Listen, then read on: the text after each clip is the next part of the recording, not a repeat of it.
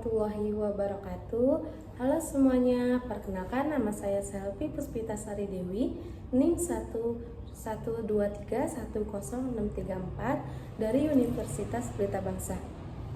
Di sini saya ingin memberi materi MSDM atau Manajemen Sumber Daya Manusia tentang kompensasi dan hubungan industri. Baik, kita langsung saja ke materinya. Ini ada pengertian kompensasi. Kompensasi merupakan suatu yang diterima karyawan sebagai pengganti kontribusi dasar mereka pada perusahaan. Pemberian kompensasi merupakan salah satu pelaksanaan fungsi MSDM atau Manajemen Sumber Daya Manusia yang berhubungan dengan semua jenis pemberian penghargaan individual sebagai pertukaran dalam melakukan tugas keorganisasian.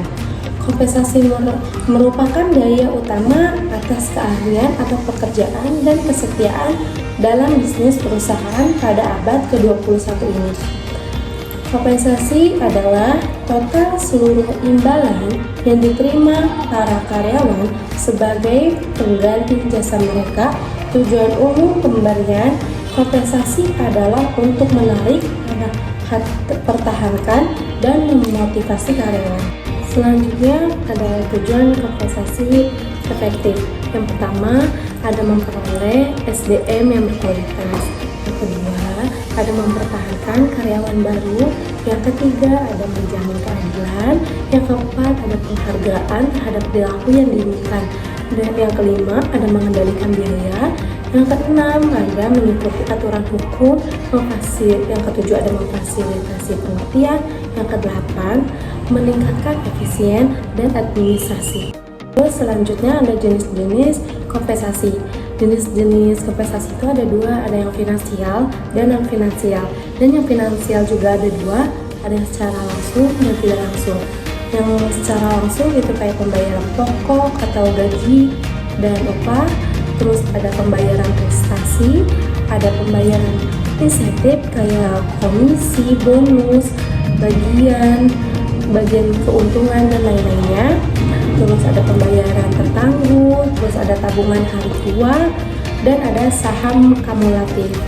Terus yang kedua ada tidak langsung. Secara tidak langsungnya ada proteksi, itu kayak asuransi, pesangon, sekolah anak, dan lain-lainnya. Terus ada luar jam kerja, itu kayak lembur, hari besar, cuti, ada sakit, dan cuti hamil. Terus yang ketiga ada fasilitas. Fasilitasnya itu kayak rubah, biaya pindah, terus kendaraan, nah kayak gitu. Dan yang non finansial juga ada dua. Yang pertama ada karena karir, yang kedua ada lingkungan kerja. Yang pertama itu karena karir, ada aman pada jabatan. Yang kedua ada pengakuan karya. Yang ketiga ada peluang promosi. Terus yang keempat ada temuan baru. Yang kelima ada prestasi istimewa gitu. Dan yang kedua itu ada lingkungan kerja kan. Yang lingkungan kerja itu ada dapat pujian kayak gitu. Terus ada bersahabat, nyaman bekerja gitu, dan lain-lainnya. Terus ada penentuan kompensasi. Itu ada tiga.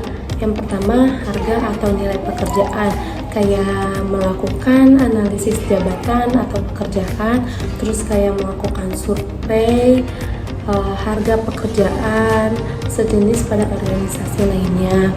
Terus yang kedua ada kompensasi yang diterapkan, kayak sistem prestasi, sistem waktu, sistem kontrak, atau borongan. Dan yang ketiga itu faktor-faktor yang mempengaruhi kompensasi. Itu juga ada tiga. Yang pertama itu kayak faktor interorganisasi, kayak dana organisasi dan serikat pekerja. Terus yang kedua ada faktor pribadi karyawan, yaitu kayak produktivitas kerja, terus posisi dan jabatan, pendidikan dan pengalaman kayak gitu. Terus yang ketiga ada faktor ekstrim. Terus kayak penawaran dan penempatan kerja, kayak biaya hidup, kebijaksanaan pemerintah.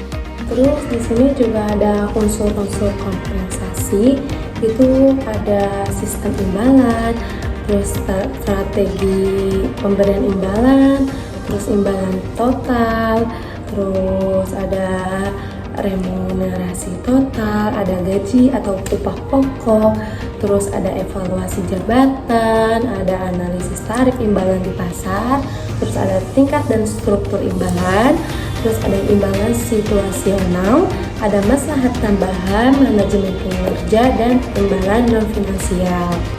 Terus di sini ada peranan kompensasi karyawan dalam peningkatan motivasi kerja. Yang pertama itu ada terpenuhinya kebutuhan fisik karyawan telah tercapai dengan sistem gaji dan upah yang adil dan wajar serta adanya insentif tambahan. Terus yang kedua, adanya rasa aman dan keselamatan dalam bekerja telah tercapai dengan adanya tunjangan kesehatan, tunjangan kematian, jaminan hari tua, dan jaminan kecelakaan kerja. Terus yang ketiga, ada terpenuhinya kebutuhan sosial telah tercapai dengan adanya koperasi sikap pinjam yang diadakan oleh pihak serikat pekerja dan adanya program reaksi untuk 5 seluruh karyawan serta terjalinnya hubungan baik karyawan di lingkungan masyarakat. Terima kasih, segitu saja materi yang bisa saya sampaikan. Selebihnya mohon maaf. Assalamualaikum warahmatullahi wabarakatuh.